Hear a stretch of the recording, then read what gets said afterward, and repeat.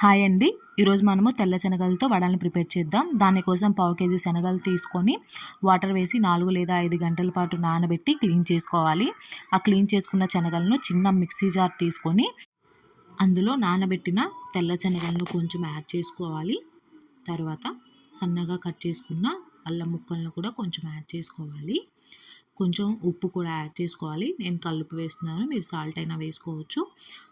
Next చెక్క మగ్గ కూడా యాడ్ చేసుకోండి, టేస్ట్ చాలా బాగుంటుంది. దాన్ని మిక్సీ పట్టేసుకోవాలి. మెత్తగా పట్టకూడదండి, కచ్చాపచ్చగా మిక్సీ వేసుకోవాలి. నెక్స్ట్ వచ్చేసి నెక్స్ట్ టైం మిక్సీ పట్టేటప్పుడు అందులో ఏం వేయకుండా మిక్సీ పట్టండి. మొత్తం ఒక బౌల్లో వేసిన తర్వాత బాగా మిక్స్ చేయండి. ఫస్ట్ దాంట్లో మనం అన్నీ వేసాము, రిమైనింగ్ వాటిలో ఏం వేయలేదు కాబట్టి మొత్తం అంతా మిక్స్ అయ్యేలాగా బాగా మిక్స్ చేయాలి.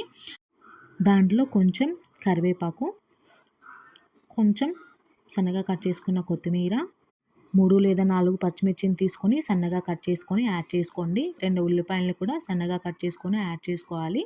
కొంచెం జీలకర్ర కూడా యాడ్ చేసుకోవాలి.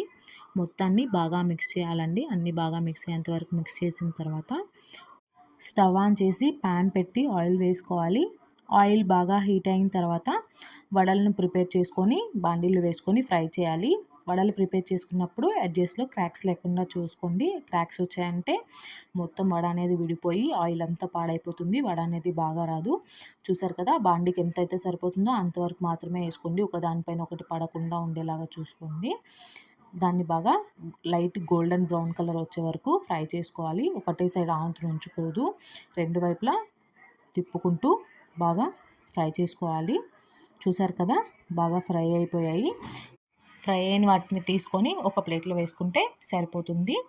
దీన్ని ఇలాగే అయినా తినేయచ్చు, లేదా కొబ్బరి కారం పల్లి చట్నీతో అయినా తినవచ్చు. ఒకసారి మీరు కూడా ట్రై చేయండి. Thanks for watching.